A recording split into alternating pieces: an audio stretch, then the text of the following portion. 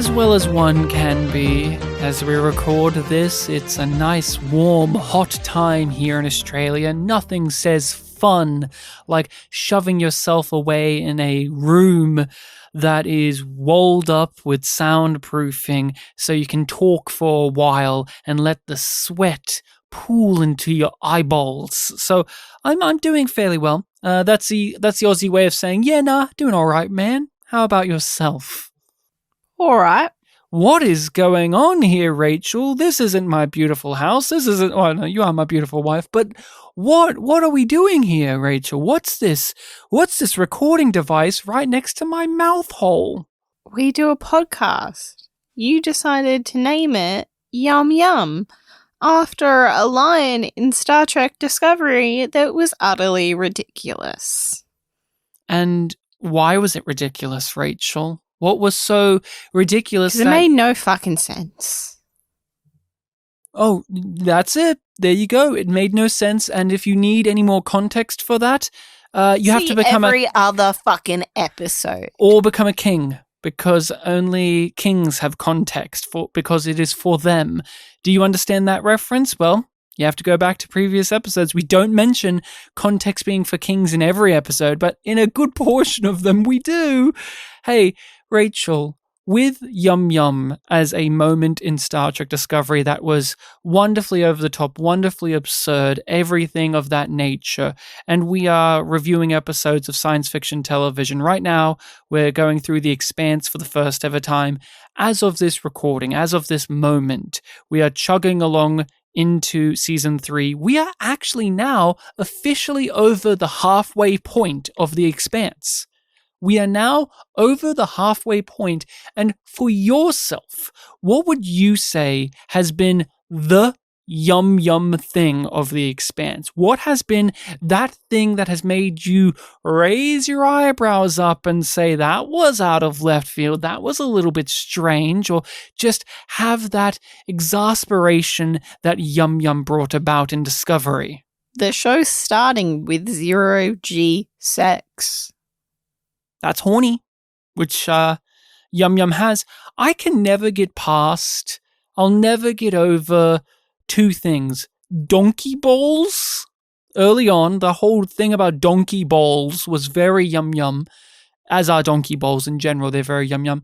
But Havelock being impaled and left on a wall to then fall in the trash, survive, only for the show never to use him again, that is quintessential Yum Yum material. But we are talking about The Expanse, Rachel, and as stated, this is our first time. You haven't seen anything beyond this point, have you?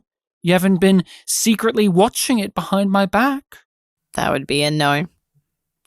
And even if I did, would never admit it on mic.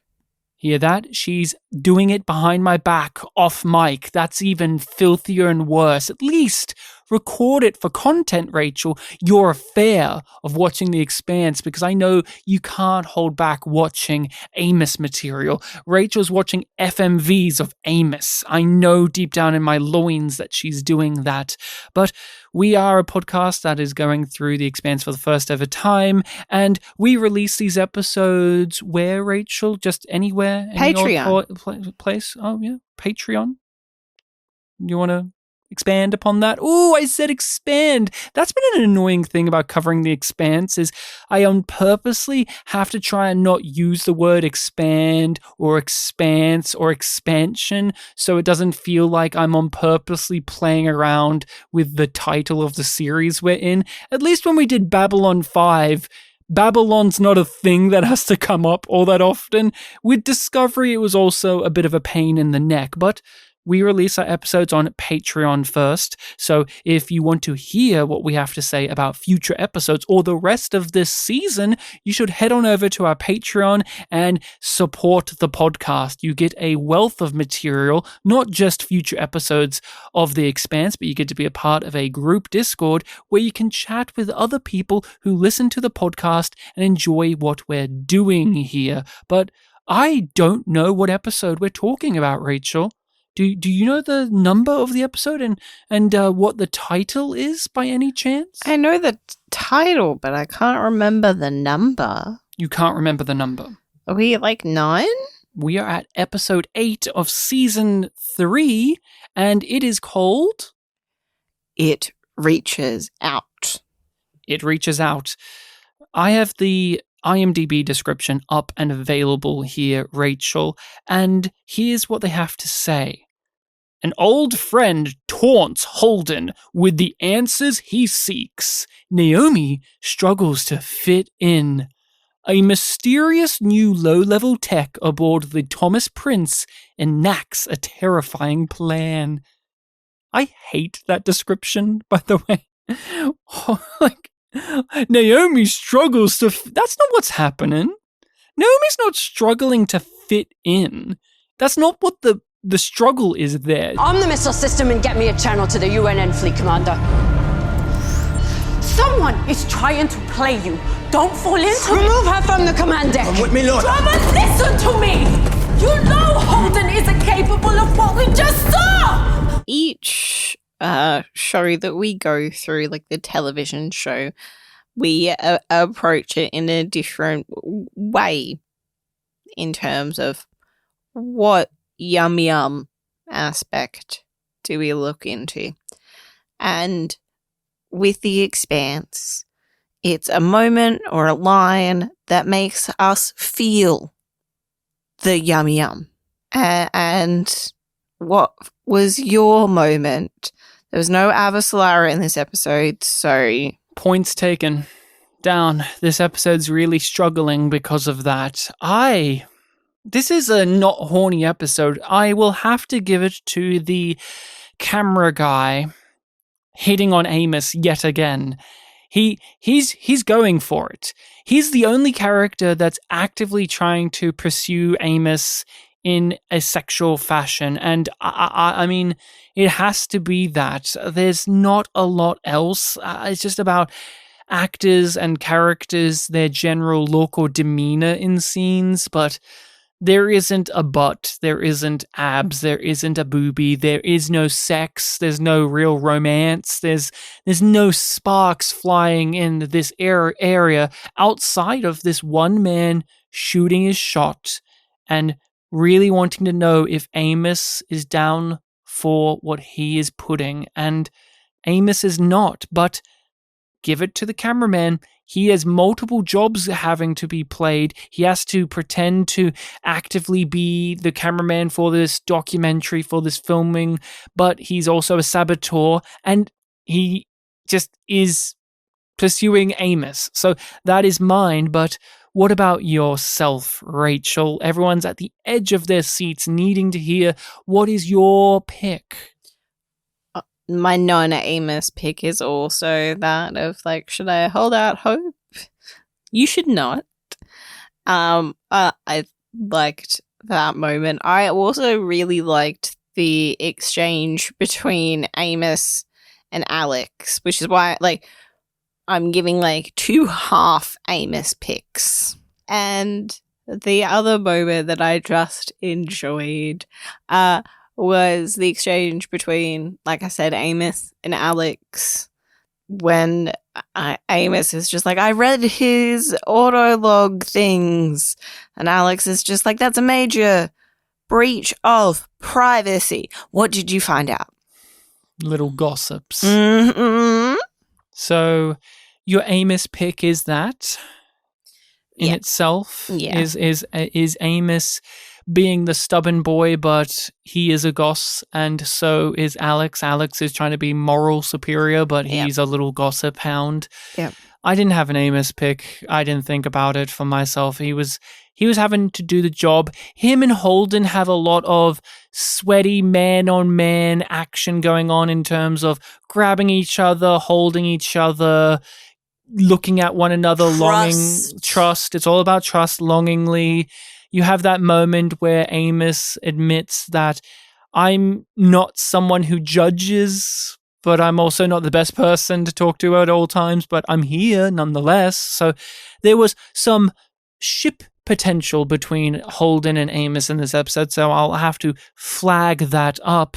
But It Reaches Out, episode 8. And what did you think of this? What were your initial thoughts after watching it? I thought the time was managed fairly well. Pacing was good. But it had something that The Expanse hasn't had for a little while, which is I knew where everything was going to end up by the end of the episode, and it was just waiting for those things to fall into place. I understand that. I thought this episode was perfectly fine. It was fine. It was better than the last episode. It had some great little moments. It had some conversations between characters that are paying off beautifully with where we have been going with them. It makes me sit back and appreciate how far the series has come from where it was initially at, and the characters too. But this isn't one I'm going to be writing home about. This is definitely one that when we end the season, I'll say, oh, is that episode? That's how I feel about It Reaches Out. It does what it needs to do, but it didn't wow me. It didn't dazzle me. And not just that, it's not one that's leaving me with a lot to chew on in terms of themes, philosophies, ideas. Felt necessary. When we get to serialized television shows, there are episodes like this in which you can't say that they're perfect or terrible because they are having to meet a certain need for what this type of storytelling requires. It's like when you're reading a book, Rachel, and I say to you, how was chapter 8 of the 32 chapters? And you have to sit back and think, what was chapter 8? Maybe I have to look it up. Oh yeah, that's when this part of the story took place and this part of the story took place. And that's how it feels with It Reaches Out. We are looking at just a sliver of a story being told. So it's hard to really say this one in particular had so much awesomeness in it when it's definitely a thing that next episode or the one after that, we can perhaps look back on it with some more fondness because this got the ball rolling, especially after last episode where we were so overwhelmed and had whiplash from everything having changed. This is very safe and comfortable, at least, and I do appreciate that. This isn't more just them throwing crazy shit at us where we're having to comprehend it. This is a logical follow-through on where we were at. And so where do you want to tackle things first? What's on the agenda here, Rachel? Where do we go? Let's start with Anna. She's on this ship.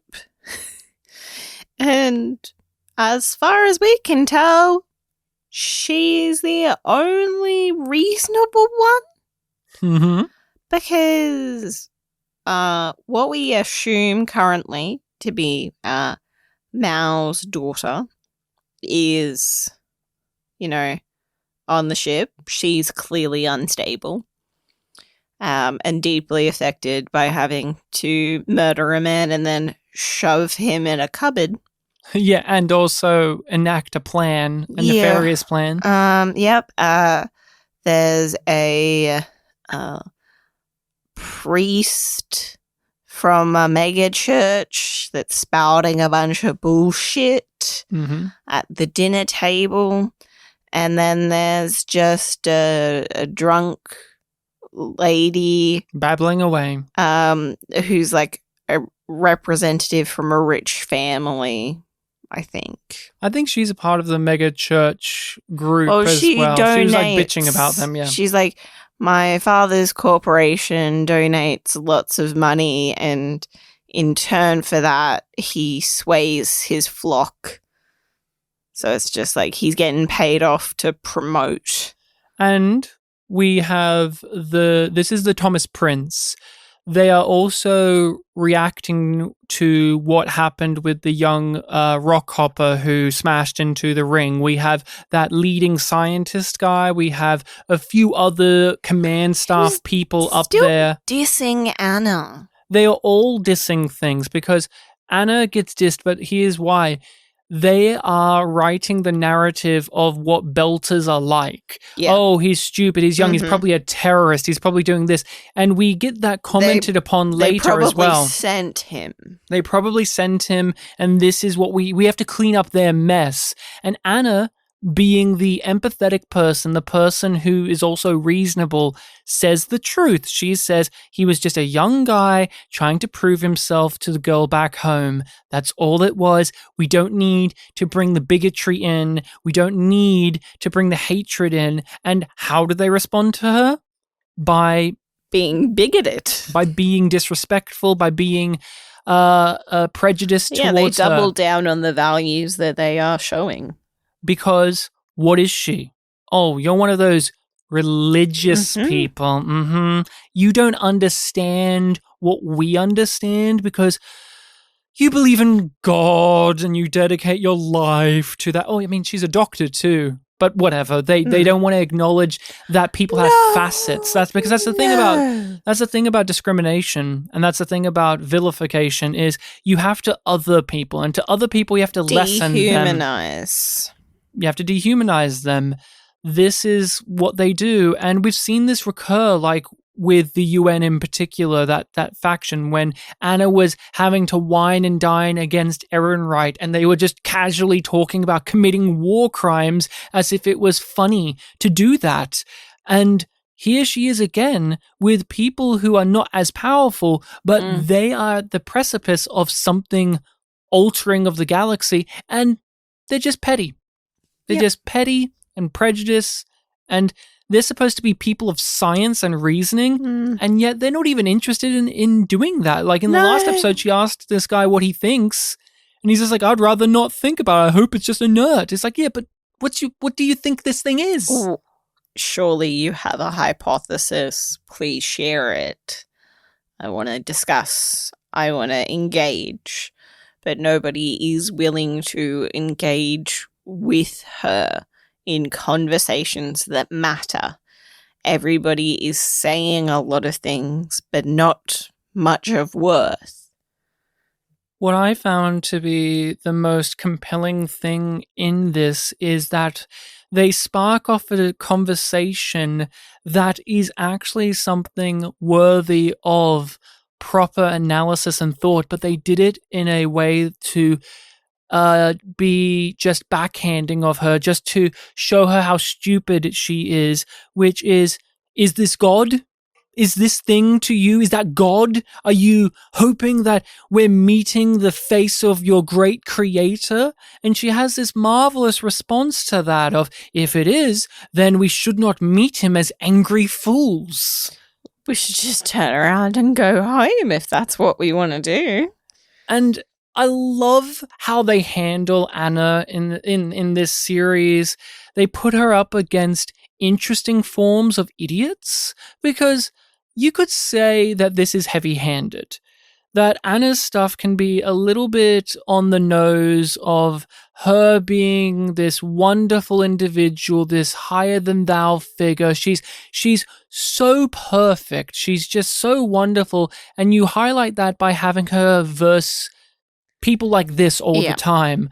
And I think it's just down to the performance of Elizabeth Mitchell, and I think it's just that with both sides of the conversation, there is something being said on the writer's part other than, isn't Anna cool? Like, it's more than just how, say, Star Trek Discovery would use these conversations as just a means to an end to let us know that the character who's right now is not only right, but they are awesome and you should support them. There's some conversations about the greater world around us, like us as people, and how do we treat one another, and why is it that Anna, this religious figure, is different to these scientists and to her fellow peers of the spiritual faith, like of the spiritual variety, because they are what is being talked about. Mm-hmm.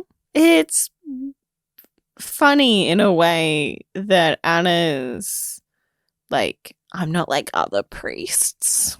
Not like other reverends. We triggered something before we understood it. Maybe the structure isn't an entrance, but an exit. What do you think, Pastor? Has your God revealed himself? Well, I don't know. But if we are going to meet God as a bunch of angry fools, we should turn these ships around and go home. What does she have in relation to our other protagonists or forces of good? When you have a series that's an ensemble, there should be something that unites, whether it's theme or action or something or other, the forces of good and the forces of evil. In your perspective, like, what is it about Anna that her specific way of being lines up with how this series is presenting its forces of good? I think all of our characters are pursuing an idea that is bigger than them, and that they want things to be fair and just and stable. And Anna finds solace in her belief and convictions in God, but she's still dealing with these problems and questions that the protomolecule raises. I look at it as every single one of our heroes is on a different journey to understanding and empathy.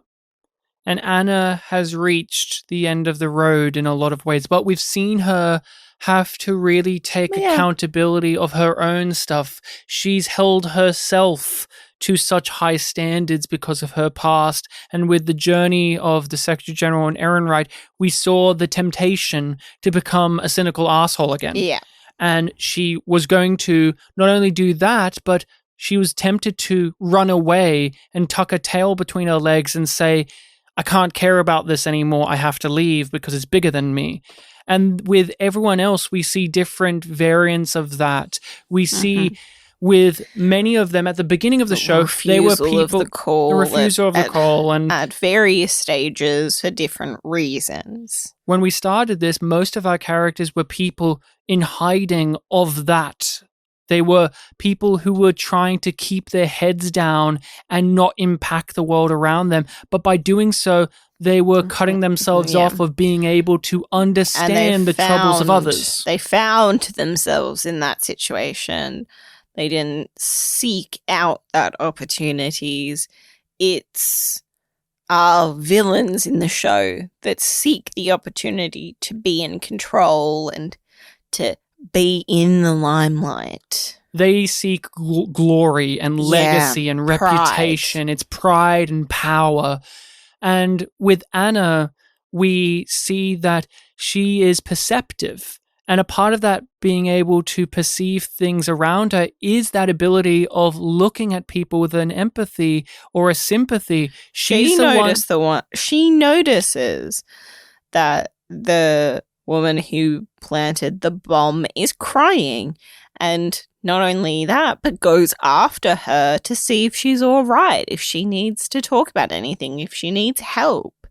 It's not just like, oh, I wonder what's that about? I'm going to continue to drink my wine and just booze it up. And no, the other chick's drinking a Bloody Mary. That's right. She has a whole thing about it.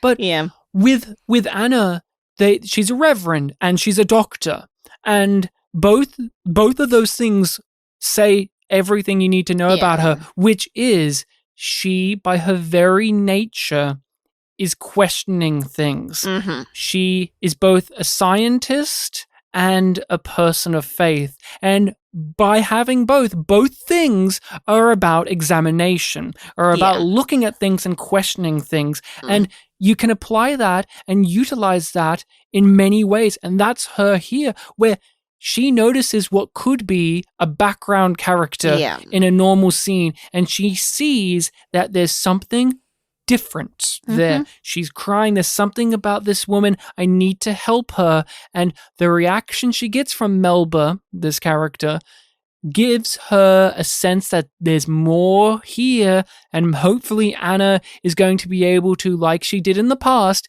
connect the dots and sniff out the problem and do something about it. But even if she doesn't, we know the character well enough because of not only her previous storyline, but because of the traits of herself that I just went through, and you did too, that that is a potential in the story. Yeah. And it's just a great addition to this series. And I'm so glad that they are embracing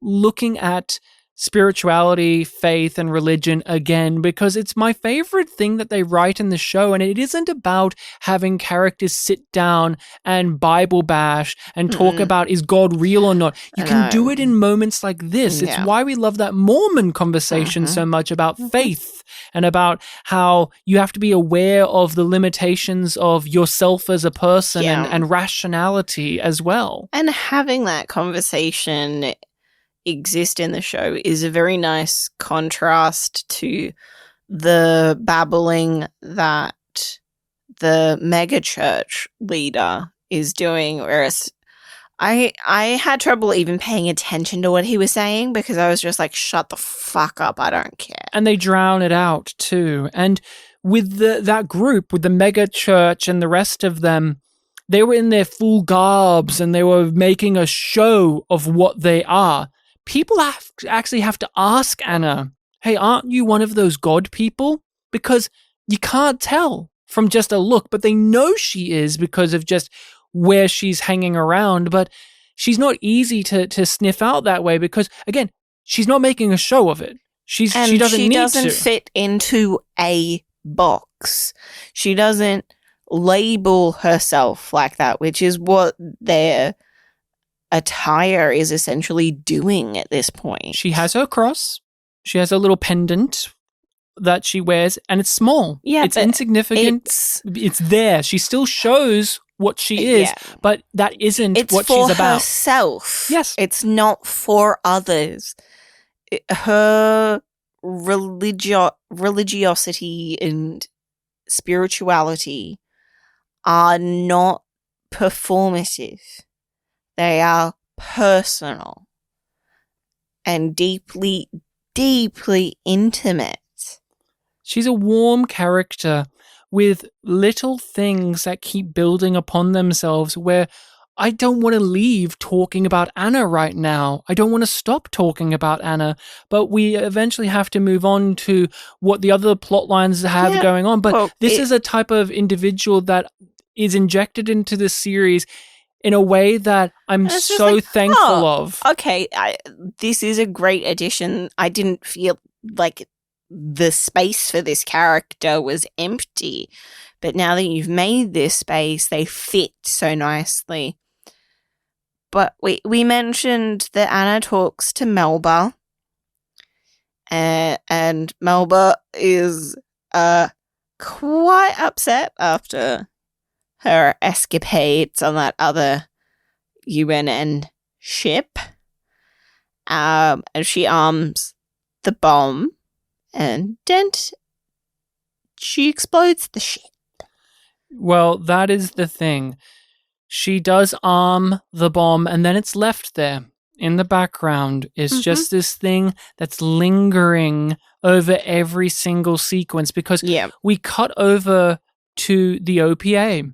And they're talking about what the people Anna was having to engage with are talking about, which is they are going to, what are they going to do when they get to the ring? And what does this mean for the belt? And they toast the rock hopper. They talk about how the prejudice exists, and yet they themselves have prejudice about Earth. Yeah. They have their views on the inners and that nothing's going to change. They are cognizant enough that the inners will respond like this to what this young rockhopper did. This young rockhopper smashed into the ring, activated it, and he's most likely going to be associated as an OPA terrorist because that's what they think of us. They think of us just as terrorists and nothing else. And the hypocrisy and the strangeness that comes in is that and Ashford and Drummer are still having these conversations about how they should act like terrorists still or not. And Ashford's just like, no, we need to act like the inners, not like the belt. And Drummer thinks, well, we shouldn't give up who we are so that we fit in with them. But Ashford is also a person that believes and does and says things that go against his very message. He's very happy that they have this warship and that we can use this for... He's frustrated at the lack of its capabilities as well. It's just like he wants it all. He wants it all. And he doesn't see the contrary nature of what he's doing. And I do wonder how much of it is him being Dor's mouthpiece on the behemoth. Yeah. And what he actually feels. He has to put on a role, but does that mean he actually believes in that? And Drummer mentions, you're way more talkative than I remember you being. And I wonder what that means for him. It's like he has to keep talking all of this stuff so that he doesn't enact what he really believes in. Yeah. Like if you just flood the zone with shit, no one can tell. Just act. Like he's a man of action. We very much get that impression. But he can't act because that would mean openly going against the captain, and he's been told to play nice. You know, the inners would have waited outside that ring for a whole generation, just tapping, politely waiting for an invite. But Maneo Young Espinosa, he kicked the door open and threw on the light switch. That's how Belters built this whole damn system. I now remember you talking so much in the old days. The frustration that the inners, that Earth, would take so long to find out what the ring is. Yeah. And they're using the ring as an example of just the systemic problem of they will take ages with bureaucracy and safety. They get it done. They get it done. And it makes you think back to season 1 with how Ceres Station was falling apart because Earth is taking their sweet time, poking and prodding at the problems rather than kicking the door down and getting it done. And that's Ashford's belief is sometimes we just need to blow shit up and do some shit. And if there's a mess, we'll figure it out afterwards, but we need to get it activated. Evidence that he is a man of action and he's restless being stuck where he is. And with his belief, how do you feel about it? Because the series at this moment is backing him up. Yeah, so I'm like, yeah, what you're saying makes sense. The inners are fuckwits, but so are the belters. They're just a fuckwit in a different way. Well, it is that beauty of backing reasons of people that you may not agree with, but you also show the reasons why you don't side with them as well, because... No, it's not like we're meant to be 100% on his side and go, oh, without a doubt, he's in the right. It's more complicated than that. It's more dynamic. Because the OPA have operated on what he is talking about. Yes. And in this episode, it fucks them. Because you can easily just frame them for a thing they didn't do, and everyone will believe it because, well, don't you guys always just storm on in and do the thing? Uh-huh.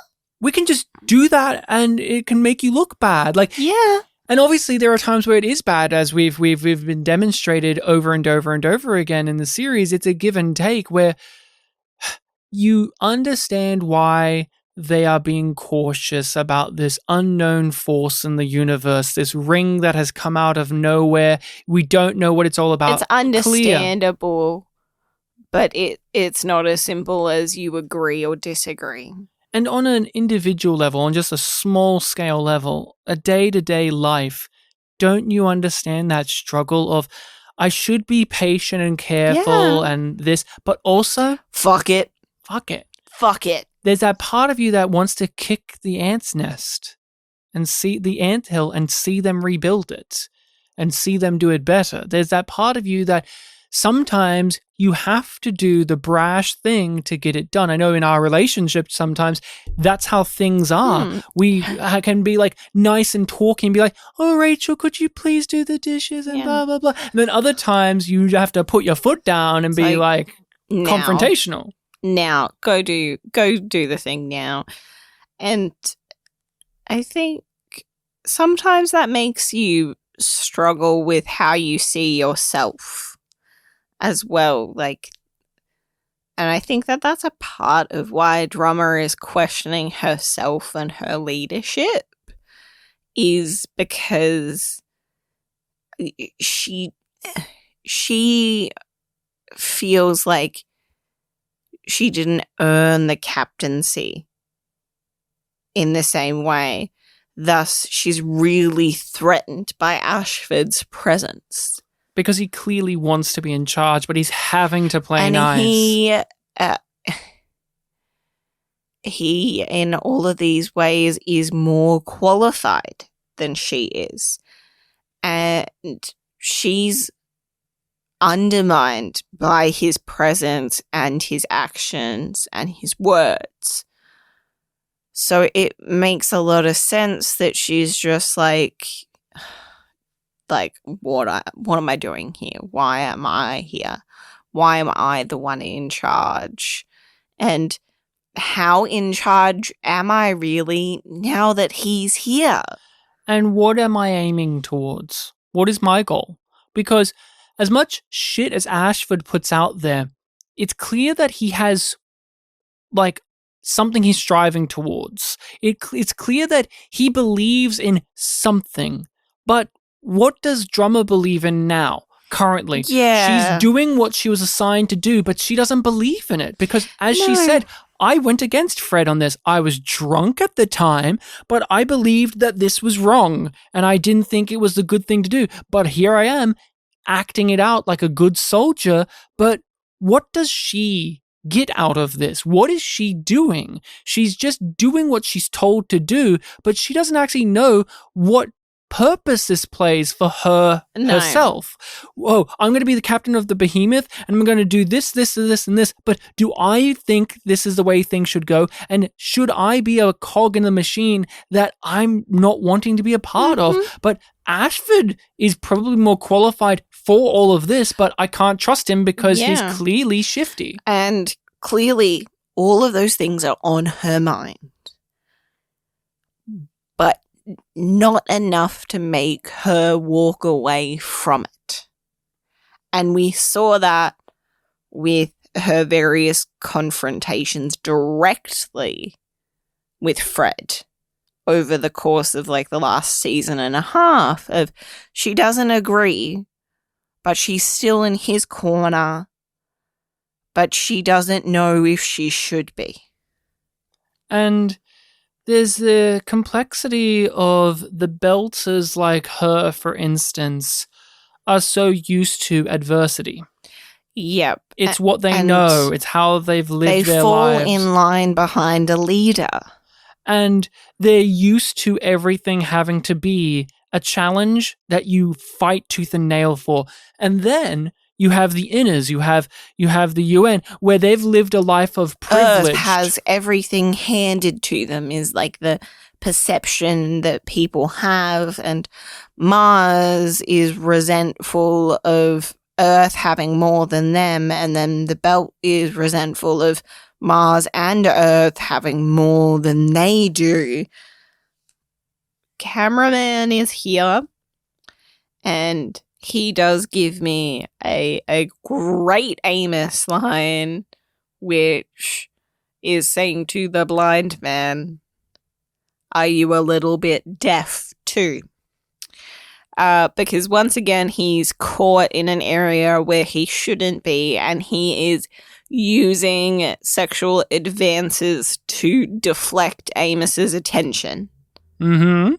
He is not only doing that, but he's using his disability. He's using anything at his any and means everything. that he can, mm-hmm. And to be like, "Don't look at me." He plants the chip that sends out the message from fake Holden to everyone, being like, "Fuck you, Inez. The ring belongs to the belt." Did you expect that's what he was doing? I actually didn't think that. That was a surprise to me what he was doing, because we knew he was scanning areas for weaknesses or something. He was investigating, and then he planted this, and I thought it was going to deactivate or give a technical problem to the Rocinante. Yeah, that's what I thought. And I was partially right, because it locks them out of their system and out of their comms. So they can't do anything except run. It's interesting because I think it's very clear that he is not working with the reporter lady. Yeah, he's is unaware. A lone agent, just like Melba is. He's having to wear so many different hats because he's still having to do that job and get the footage and interview people and do that. But he's also doing the saboteur thing. Yeah, but how much? Think of the previous enhanced spy that we had. Oh, but he was not as good at it, apparently, as this guy is. This guy keeps getting away with it. And again, he's successfully embedded himself. Well, was it Kenzo? He got found like a little rodent, and they had to get him into a cell and figure it out. But we have the Rocinante. We're focused on the Rocinante. And this cameraman planted this chip that will give out a false message to frame Holden for something that he has not done. Starting a war. To basically start a division between the OPA and the rest. And that was a surprise. I didn't see it being like a fake message. And when it did happen, it was beautiful. I was like, oh, I'm so happy with this, because it's like, oh, yeah, this is a good play. This is a great play. This is an excellent move. And my theory is that it's Mao. Oh, Mao from jail pulling the strings? Yeah. I think that this is part of his contingency plan. Okay, yeah. I haven't thought that far ahead, because I'm just so happy with how the pieces did fall in this episode, because what is even better is the crew. Already going, who's pulling these strings? Of course. I'm just admiring what is being done, because the crew of the Rocinante are unaware, like they are caught off guard by all of this, of course, but they have a moment of believing that Holden could have done this, because we start the episode with Holden is very tired. Holden is very suspicious of himself. Thus, Amos and Alex are discussing his mental stability, and Amos is openly asking Holden about it, like, hey, are you okay? As is the reporter, of course.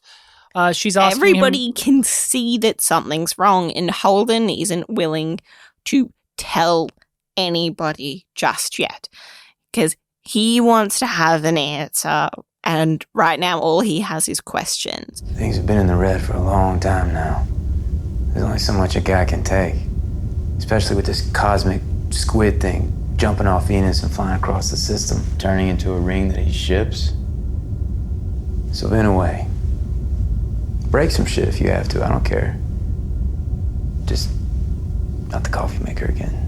I don't mean this as a disrespectful statement to Stephen Strait, but he naturally has a very tired-looking face. Oh, he's so tired, and he's so done with it. Like, it's just like, oh, it never ends. What do you mean, Holden? What do you mean it never ends? And, oh, that was such a glorious moment, because he looks haggard. We know that it's because Miller is talking to Yeah. him and he doesn't know what's going on and he thinks he's going crazy. Yep. But with how the episode plays it out at the beginning, it just looks like, oh, he's not sleeping, he's tired, the stress of the job, the stress it of could Naomi. be many other things, but we don't engage in that questioning because we know as the audience. But Holden isn't even 100% sure because he's worried, am I sick? Yeah. Am I infected? Is this something else? And it's like, it never ends. It just never ends. And I love how that is that line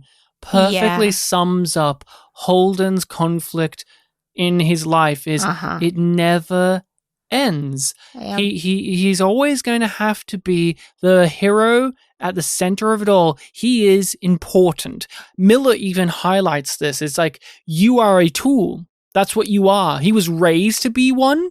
He is one Was this his fate all along? Because, that was such a moment too of Alex having to be a little philosophy student in the room. And with Anna at the beginning, moments like this feel much more genuine and natural to the series as a whole because Alex starts stroking the chin and wondering, is this fate? That we keep finding ourselves in these moments. I don't believe in fate. Well, maybe I actually do. I got myself thinking. What do you think? Is fate a real thing in the world of the Expanse? Is that your question? Yeah, and or does it play into anything? Because it has been a topic of conversation in the past. The question is more important than the reality. I think it's doing a B5 thing, a Babylon 5 thing, which is it uses the skin tropes of fate and destiny, but the bones is hardcore explanations of sci-fi things, because in this episode, a mysterious ghostly figure keeps talking to him and leading him to a new thing, but we know for a fact it's blue goo in the ship activating something to talk to Holden to get him to do a function that the proto-molecule needs, because the proto-molecule is a program. It's like, you need to do this, and we're doing this program so that you can do this. It's all very logical, but because of the very human nature, we want to think of things as out of control, and it's this unknown thing. It's fate, it's destiny. What could it be?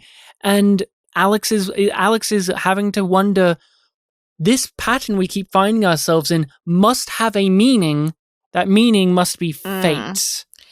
Yeah, it's sort of that same idea as magic is technology that you don't understand yet. And with many things, those elements of life that we cannot explain, we explain it in a way. Oh, this is unexplainable. It must be God, or it must be fate, or destiny. We look for the solution. We apply something to it to comfort ourselves, and I thought that was just a very quick, delightful little bit from Alex. Yeah, and it's interesting that those questions are brought up when relatively soon after that moment, Miller gives us some answers about who and what he is. He is the investigator.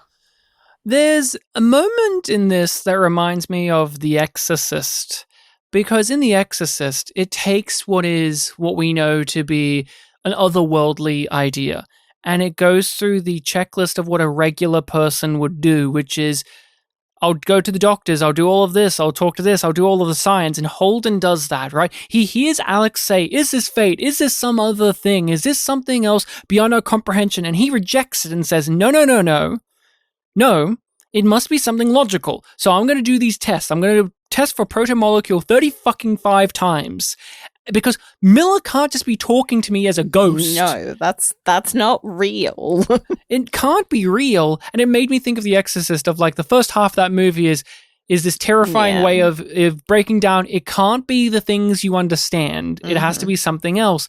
And when Miller does keep popping up, the way that the script is structured, as well as the performances from both of them, it is the breakdown of Holden's disbelief of what Miller is. Because at the beginning, he's like, oh, you must be imaginary, or I'm tired, or this, and then it keeps escalating to I must be infected with the protomolecule, must be something, to now he is accepting that he just doesn't know. Yeah. And I must engage with the unknown. Yeah, and I think that is exemplified by his interaction with Amos before he goes off trying to activate Miller, essentially, where it's just like, I'm asking you to trust me. I've never asked you to trust me before, but trust me now. And that is a conversation that we have heard so many times in shows. And it works beautifully. It feels right here. You feel it. So it doesn't feel as tropey in the moment because it comes across as so genuine. Because Holden had to learn that himself in the episode. He had to trust something that he was wary of, something that is completely crazy to him. Miller's dead. Miller died. He can't be back. And if he is back, it must be the protomolecule, which of course it is, but it must be that I'm infected or this. I can't figure out the answer. And instead of having to worry about that, I need to actually put my hands into the water here and swim around and actually find out for myself. It's going to be scary. It's going to be terrifying. I might be crazy. Who knows? And as you said, Miller is no longer Miller. He's the investigator. And Thomas Jane's performance is spectacular in this episode because he's having to play two different versions of Miller. He's having to play Miller distinctly. He is having to play a confused Miller. He's having to play this version that feels like he's out of time, but he's aware that he's not real. And then he's having to play the program, the investigator, the mouthpiece of the protomolecule. Yeah, it sort of reminds me of how he was when he kept on seeing like the bird and the weird things around Ceres. Oh, and when he kept seeing visions of Julie. Yep. Yeah, and Holden brings that up directly about how Miller was connected to Julie. He does not like when that's mentioned because it starts to make him awake again. Like, because that was such a raw thing for Miller, that Julie connected. And Julie is also a part of the protomolecule. Like, they are intertwined. He died, quote unquote, died with her. Mm-hmm. And when Holden brings that up, it's almost like it brings Miller back to the real world, but he can't because that's not what his function is. Because what is happening with the investigator? So there's lots of mystery about what's going on. Like, we keep getting half conversations, interruptions, circles around just meaningless stuff around Miller. But once we crack the shell open, be like in retrospect something that makes sense, or is it something that is just not gonna ever make sense? Well, what did you get from this episode? Because he does crack open, he does give us exposition, he does tell us what he is in a way. I think that he's sort of a representative of the blue goo trying to make contact. That's what I gather too. So this ring is trying to send a beacon out and contact, but it's not getting any response. No one can hear it. So it's having to come up with ways to be heard. Yeah. And the way it's come up to be heard is recreating Miller to talk to Holden. But the problem is it keeps failing, so it has to keep rewriting the program, or as Miller describes it, kill me. It's basically killing me and reviving me and killing me and reviving me to improve me to talk to you and for me to get you to do what I need you to do. And Holden figures out that they need to go into the ring. Why me? Why am I special? But you have a ship. So you're a tool that goes places. I'm a tool that finds things. We're tools. One of my favorite moments of the episode, I laughed and guffawed. I'm so glad Thomas Jane is back. when Holden reached out his hand to try and touch Miller? You did. You lost it. Because what happened, Rachel? Why am I losing it? Because Thomas Jane looked at him like, what the fuck are you doing? Don't touch me. What He the gives fuck? not only just a disgusted look, but it's a real like a 5-year-old scrunching their face up when you offer them peas or something. Like it's real childlike. Yeah, it's no, visceral and primal in a very childish way. but it's very slow. It's Yeah, this very it's like, slow reaction of what like, are you nah, doing? don't What touch I me. think you're doing no. And that little lean. I loved it. I'm so glad Thomas Jane's back. Played perfectly. Loved it. I'm glad that he's cashing in the check again. I thought for a moment that he was officially gone, and I was happy with Miller being gone, and I was happy with Thomas Jane no longer having to be here because the story ended up very nicely for him. And you thought more than I did that he would return, that we would have Thomas Jane back, because they did promise it. If he didn't die here, that would be interesting, and it is interesting. But if they didn't bring him back, I wouldn't be upset about it like how I am with Anderson Dawes not returning right now, or Fred Johnson being in the wings. There's certain characters where if they don't bring him back, that's fine. But if they do, I'm interested to see where they go from here. But with Holden talking to Miller, he comes across as unwell mentally. He's talking to himself, he's yelling, he's getting into heated arguments, and it just fuels the fire of doubt. And everybody is questioning his sanity, including himself. And did you find that to be handled well? Because sometimes in stories like this, it can be just a means to an end for a story. That's what it felt like mostly. I was like, oh, you're doing okay. Like, you haven't fumbled the ball, but, you're just doing a very familiar move. And also, I think it's because I don't believe that he's going insane.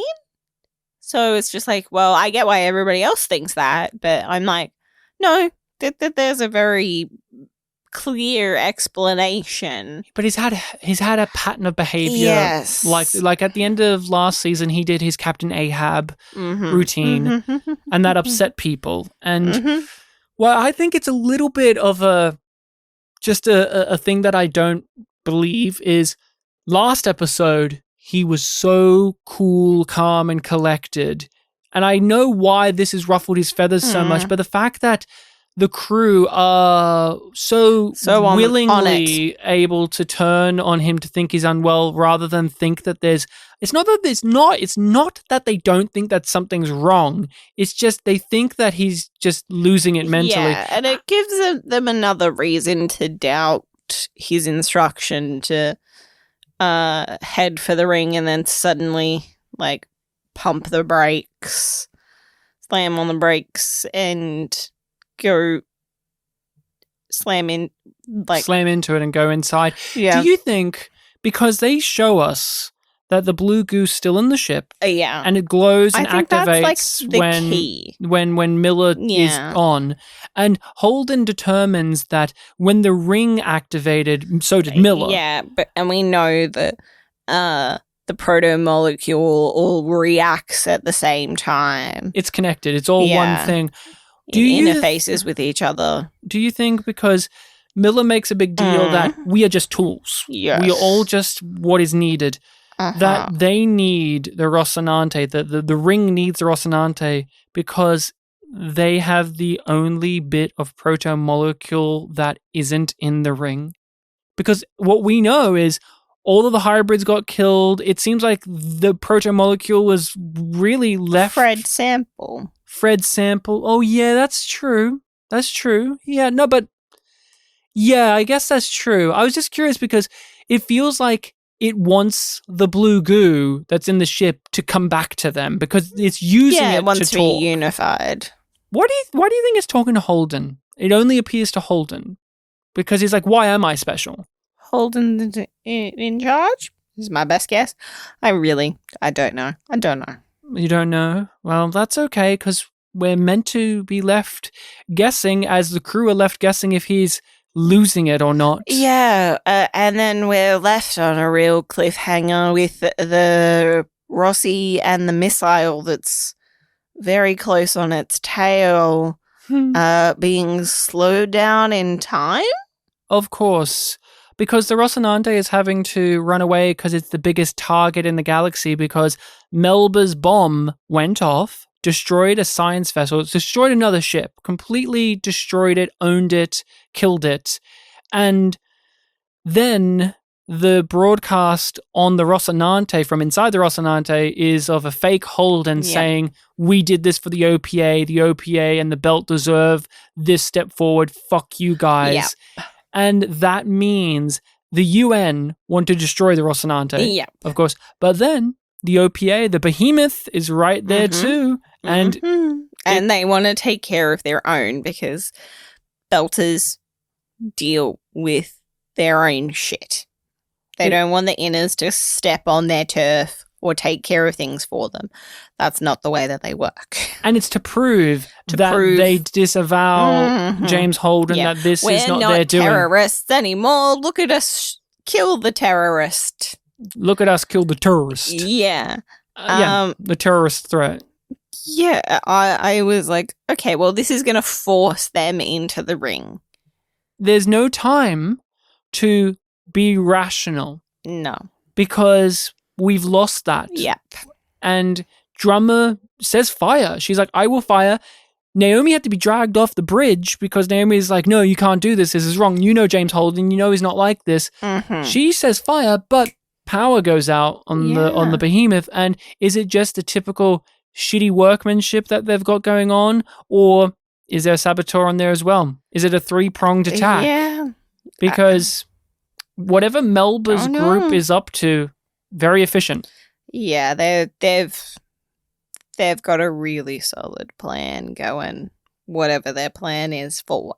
It's to not only destroy Holden as an individual, destroy the belt, literally get him killed, because no matter what, it would blow up the Rocinante. And the cameraman, he must be accepting death, because he never seems phased by any of the stuff going on. The reporter lady seems freaked the fuck out. Yeah. And she's like, wait, we're going inside the ring. He doesn't, he's accepted. He's like, I'm down for whatever goes on. I mean, he had to be. This would have had to been a suicide mission, most likely. At some point you have to admit, like, okay, I'm not going to make it out of this. I'm willing to die for the cause, whatever the cause at large is. And Melba, I didn't question that. Melba, like, she has this look of, like, devilish grin of, yes, my plan is working. It's very personal for her. Like, hers is a personal thing, while the camera guy, it feels like he's on a cause. That's how I feel just from the performers. Yeah, I get that. They did this whole roundabout thing of trying to make us feel sympathy, or, like, feel like Melba has a soul. Yeah. Because she feels bad She's for having killed a good person. Yeah. An innocent person. Yeah. She's willing to blow up a science ship and to kill several other people because it meets the plan. But the man she killed last episode, he was not a part of that plan. He was he was a great guy. Yeah. And it's like, oh, well, I can kill these faceless people, but I knew that person. That feels different. It unnerves her, is what it seems to do. You have to have that in there if you're needing this character to be more than just the new villain of the show, because I get the feeling with inclusions of that and just how this actress plays the character in many other moments, more and nuanced. that the fact that she cries means that she's not going to be like the Ashford type villain or the Ehrenreich. She's not going to. She's someone that potentially has a road of redemption for her. I don't know if that will happen or if she'll just be evil, but I have to say this now because we're about to wrap it up. She has to conceal that body. Yeah. That was some of the worst shit that this show's ever done. Like, this guy's a big guy, and they're like doing the thing where it's like he's gone into rigor mortis, he's already stiff and things like that, and she's having to shove him in like the smallest area possible, and I'm like, I don't believe this. Why? I don't believe this. She's just to wipe down blood with her shirt, and it just is just like, I don't get why she has to do that. Because it doesn't want the bomb to get found out. She has to cover up the crime, and she's doing what you would do, which is, oh no, I've killed a person, I've got to hide that. But the prosthetics, like, I'm glad they did a physical thing, but she has to squash this guy's head to shove it in. Like, she does it, and she's not on the also, drugs anymore. like, She's just doing it natural style. Like, she's just smashing this guy's face in.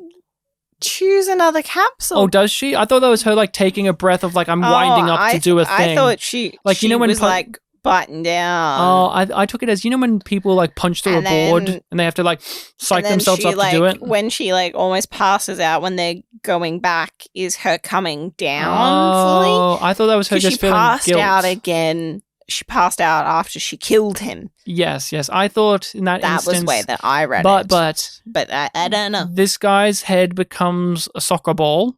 Yeah. A deflated soccer ball. And it's so clear.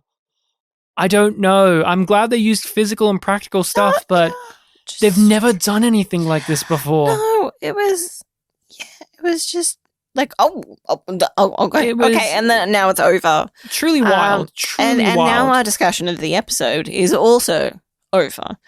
So is it a yum or a yum from you?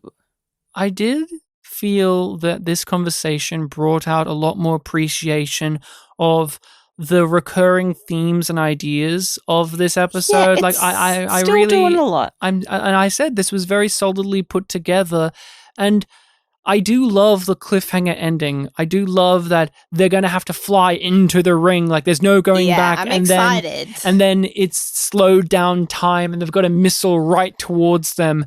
That's my shit. If the episode was bad and it still ended like that, I would have had a kick in my, like, a kick in my, like, ooh, I'm ready to watch the next one. But I have to give this a yum yum. Yum yum. This discussion, as well as just, I did have a positive attitude towards this episode. It all makes sense to be a yum yum. I did like this one. It's not going to be one that I'm going to remember as like strongly at the end of the season, but I still very much enjoyed it, and I think it just did everything it needed to do in not just a serviceable fashion, but it has that season 3 confidence. Yeah, I agree with a lot of what you just said. I feel like this episode is good, but it's not extraordinary, and the discussion has improved my opinion of it. So I end up with a yum yum as well. Yum yum. Are you ready to know what the next episode of The Expanse is? Damn, Skippy. We haven't read the description. We haven't looked at the thumbnail. We know nothing about this. Again, this is our first time through. This is the furthest we've gone into The Expanse as of us recording this right now. We aren't skipping around. We aren't, doing anything crazy.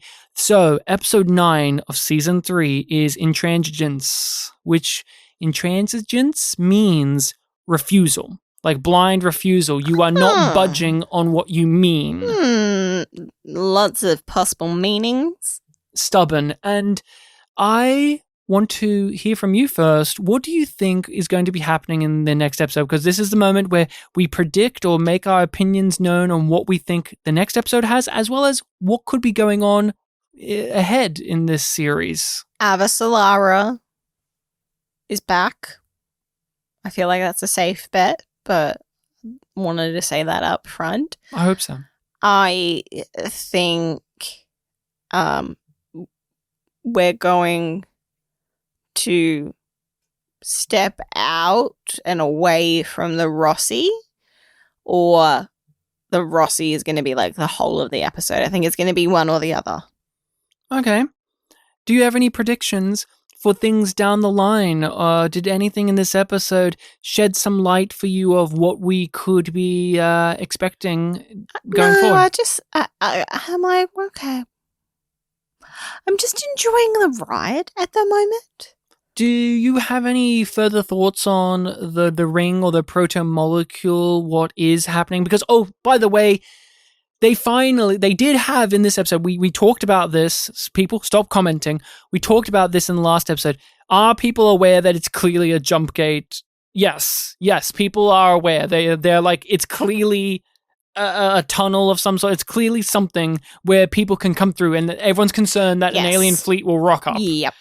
Thank God Thank God that there's no wishy-washiness about that. I raise my eyebrows, but my predictions for down the road, I'll go there first, is we are going to find out that the proton molecule has built this transport, this jump gate basically, to activate in this system so that the aliens who built them can set up shop. That they are explorers or people who are doing conquest or expanding out. Because this, again, is called the Expanse. Oh, yeah. Like, that was so obvious I kind of forgot to say it. But I feel like that's what it just feels like. It always kind of felt like it was going to be that. But I think the twist is that they're long gone.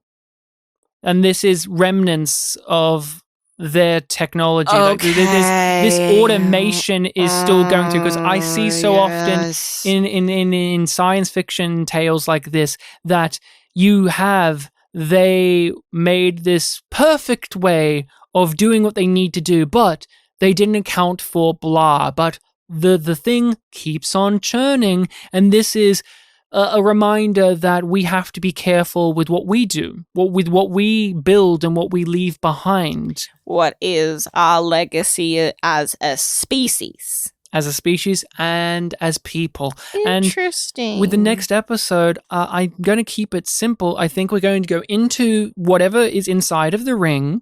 We're going to have to deal with the fallout. They're going to figure out that the camera guy is shifty or what was going on inside. And Miller's going to give them the explanation. He's going to say, hey, I'm here. Here's what that is. I think that's going to happen in the back half of the episode. Okay. I think it's going to be them dealing with being in the ring and being gooptified or whatever.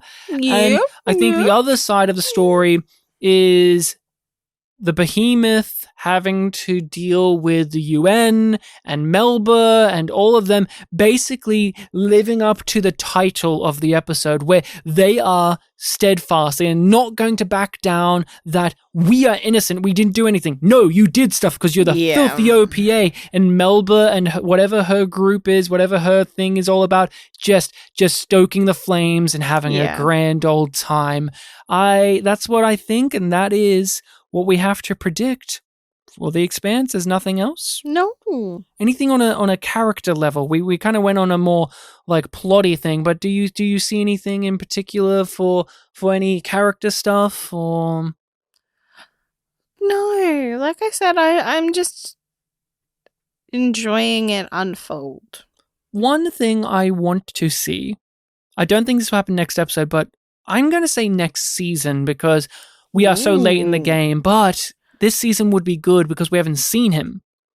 We need to see Christian being with her family again, and we need to see her husband. We need to see Brian George again. Yeah, that would be nice. I think we need to see that relationship now that she is in charge. He was supportive of her when she was having to play it safe and be lower down the rung of power. Not the person that is in danger all the time, but he was willing to run away so that she could be safe by being in the fire. But now, here she is as the face of Earth. I want to know what that puts on to their dynamics. Yeah. And also, I just want more Brian George, but that is all we've got for you. Thank you for listening. An extra special thank you to the patrons who got this first. Love you too, as well as just anyone out there listening. It means so much to us that we people really tune appreciate in it. and listen to what we have to say about Still find things. it weird that people want to listen to me talk about anything. Oh, people love you, Rachel. They love you giggling. They love you getting hot under the collar for a big buff guy. No, I'm not just talking about me, everyone, but I'm talking about Amos as well. And you can find us on your social medias of choice under yumyumpod or yumyumpodcast. We post on there. We like to chat. Email us at yumyumpod@gmail.com. Make sure if you are talking to us, keep those lips zipped on things we aren't supposed to know about. If you think, oh, I want to correct them, but that means you reveal a certain thing to do that, just keep that as an inside thought. Chat with us all you like, but hey, keep it calm. But if you do want to spoil things, you can join our group Discord when you join the Patreon, and there's a spoiler channel there where you can talk to all of the other younglings and just have back and forths about the crazy things that we've said, and you can yell at each other by saying, I can't believe they think that Melba is Mal's other daughter when clearly she's Havelock's sister all along. And that would be an amazing twist. And married to the Gaunt Belter.